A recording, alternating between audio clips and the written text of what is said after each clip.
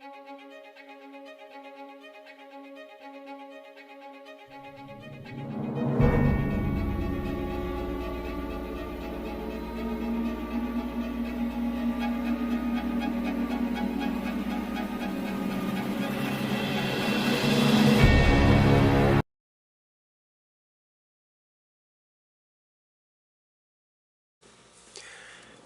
and welcome to Books of Blood. My name is John, and today I'm going to be bringing you my August 2021 TBR, or my TBR for the month of August 2021.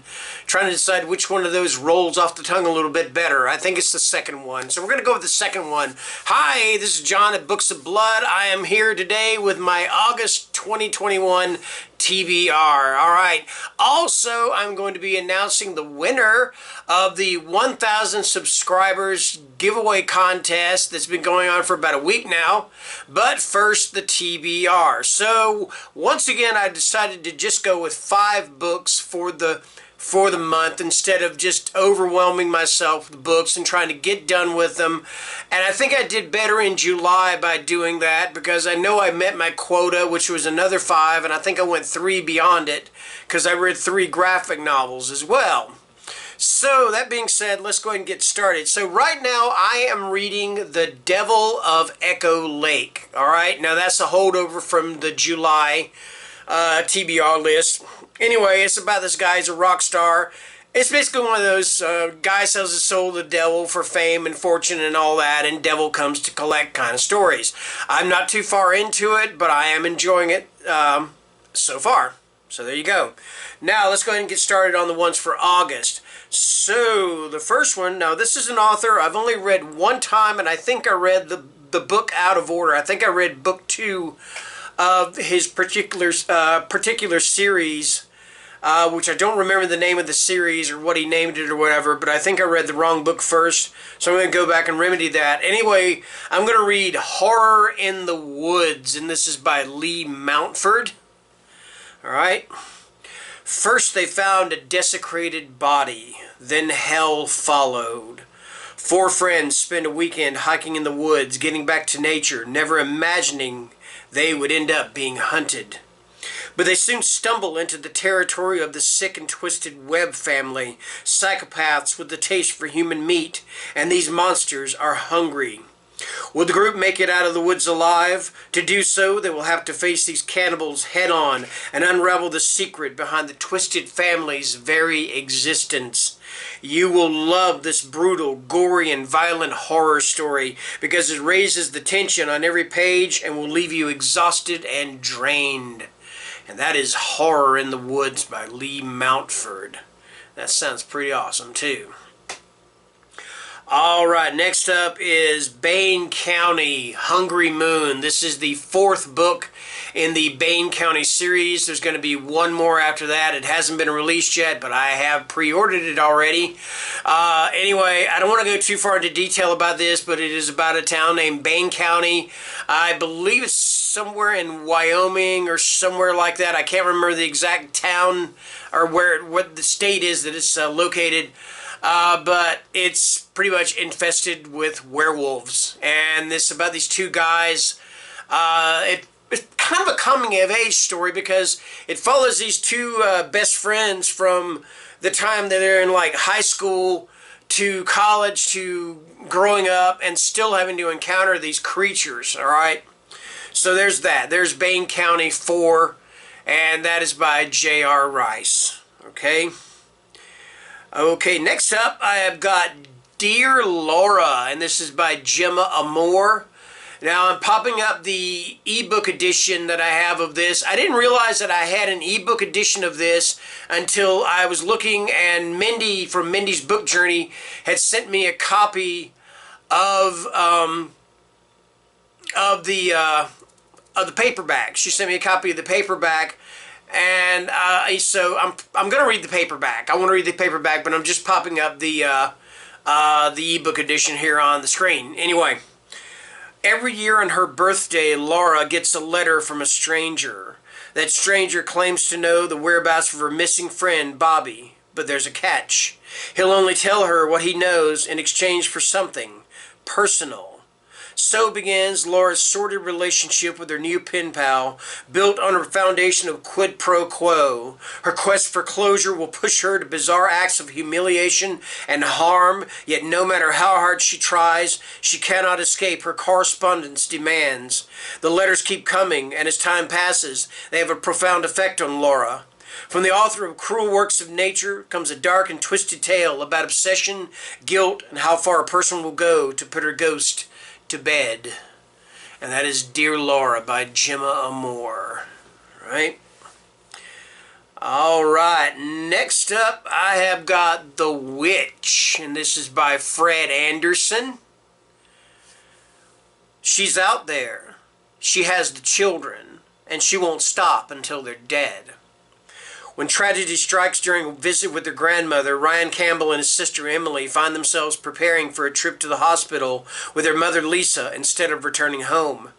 Desperate to avoid reliving the traumatic memories of his father's death, Ryan begs for a way out. Fortunately, Grandma Wendy's best friend Dot offers to keep the siblings for the afternoon, and despite her misgivings, Lisa agrees to let the old woman take them. But as all three Campbells soon discover, Dot isn't the sweet lady she appears to be. She's bent on revenge for her own traumatic memories and has all the powers of hell at her command to get it. Author's note: The Witch is a novel for adults and contains brutality, bloody violence, death, explicit language, sexual innuendo, children in peril, and terror. In other words, you can read this to your kids at night before they go to sleep. Okay? All right. I'm kidding. I'm kidding. Don't do that. Okay? Alrighty. Next up, is this the last one? Yes, it is. The last one is going to be Remains by Andrew Cull. I saw this on Mindy's channel the other day. She got some book mail, and I've got this on a Kindle, and I thought, you know what, I haven't read this, and it's a good reminder to go ahead and put it on my TBR. Grief is a black house. How far would you go? What horrors would you endure if it meant you might see the son you'd lost forever? Driven to a breakdown by the brutal murder of her young son, Lucy Campbell had locked herself away, fallen deep inside herself, become a ghost haunting room 23B of the William Tuke Psychiatric Hospital.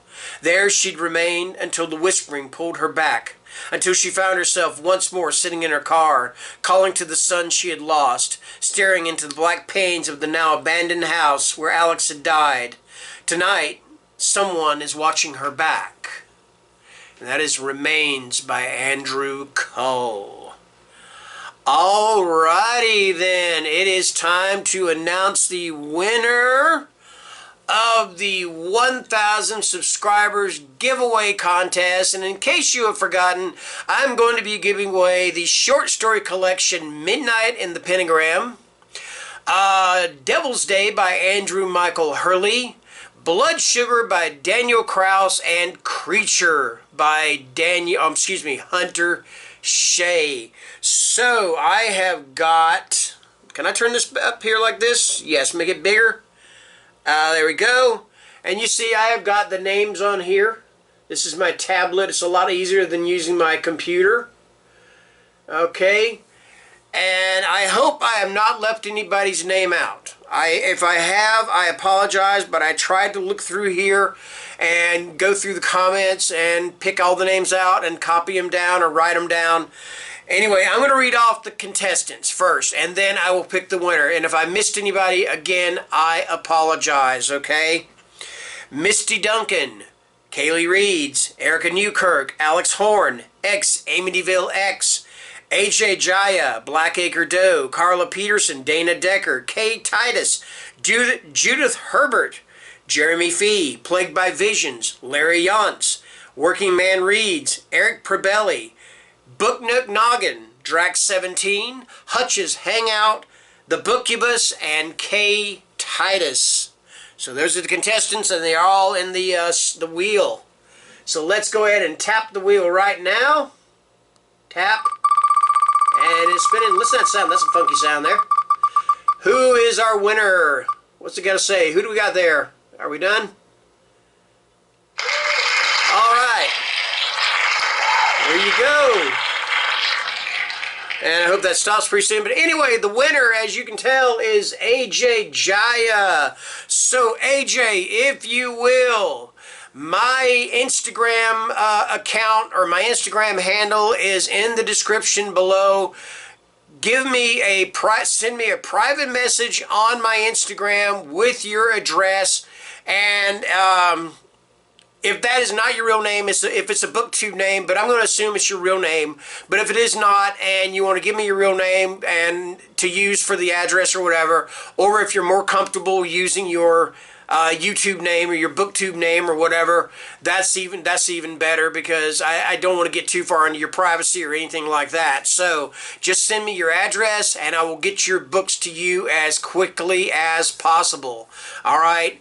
And I hope you're in the U.S. I did say that this is U.S. only, all right? So if not, I may have to do a re-roll on this later on, but hopefully you will be in the U.S.